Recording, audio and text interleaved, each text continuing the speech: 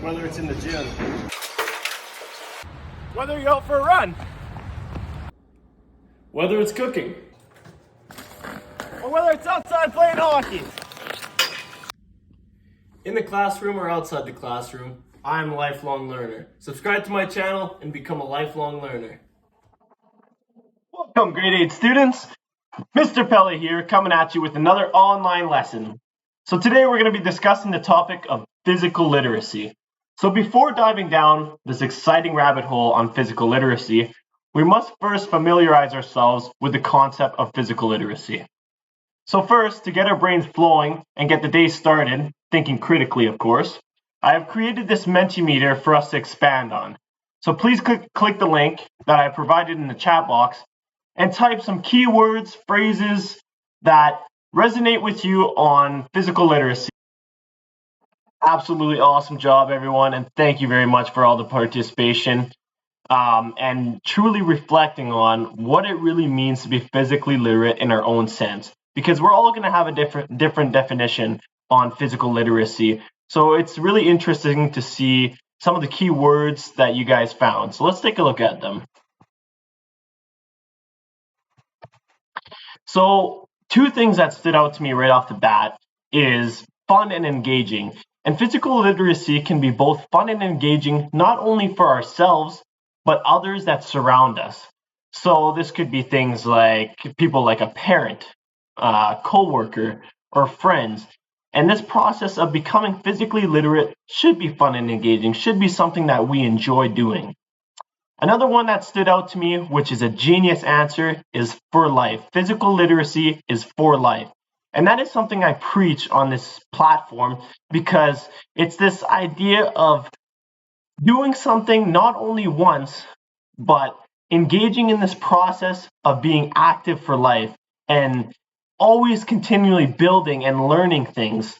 And that is what a lifelong learner is. I just wanted to thank everyone for submitting the responses. This was a great activity for really opening up our brains and thinking critically about what it means to be physically literate. But by definition, physical literacy is the motivation, the confidence, the physical competence, the knowledge, and the understanding to value and take responsibility for engaging in physical activities. So especially in today's world of the 21st century, developing physically literate people is crucial for developing the generational health and happiness across the world. So now the big question of how do we become physically literate? How is this possible? How do we start? So the biggest thing is just to start. By working on our fundamental movement skills, as you guys mentioned, things like running, jumping, catching, striking, throwing, and our ABCs, which are agility, balance, and coordination. So these are our basic support. So if we're picturing a pyramid here, fundamental movement skills are at the very bottom. That is our starting point. If we can't perform these fundamental tasks and these patterns, we're going to struggle to have both the competence and the confidence to perform tasks that require a much higher level of concentration, things like playing soccer, playing football, volleyball, track and field, and the list goes on and on. But having said that, building our physical literacy has a direct link to participation for life, becoming active, lifelong learners. It's important to remember, though, that while we're building our physical literacy, we're each going to have our unique differences. Our journeys will not look the same. So, for instance, Joey here will have a different pathway than John. Their pathway will each be unique because they have different backgrounds. Their involvement in the activities may be different. Their culture might be different. Their environments might be different. So although COVID-19 has stopped us from doing many things, unfortunately or fortunately for us, it will not stop us from becoming physically literate individuals because this can be done anywheres and everywheres. So here's what we're going to do now. Listen very carefully to the directions. When I say go, everyone will grab an item that is in their surroundings. This could be literally anything. A soft ball laying around, a t-shirt rolled up, a pair of socks. Just get really creative with it. So once we have our item, we're going to practice the fundamental movement skills.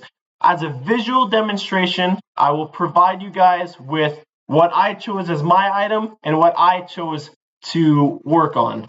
Okay, for my item, I grabbed a piece of toilet paper and I put this rubber band around it so that it doesn't unravel when I do these skills. So, you got things like walking, running, balancing. Ooh, yeah, that's right, Mr. Pellet's got a good balance.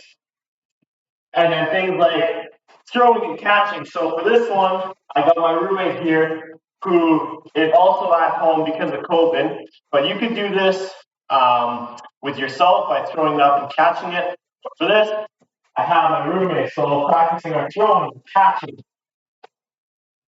And yeah, just get really creative with it and work on your fundamental movement skills. So that will wrap it up for today, everyone. Thank you all for participating. Make sure we hit that subscribe button on my channel and become a lifelong learner. Mr. Pele, signing out.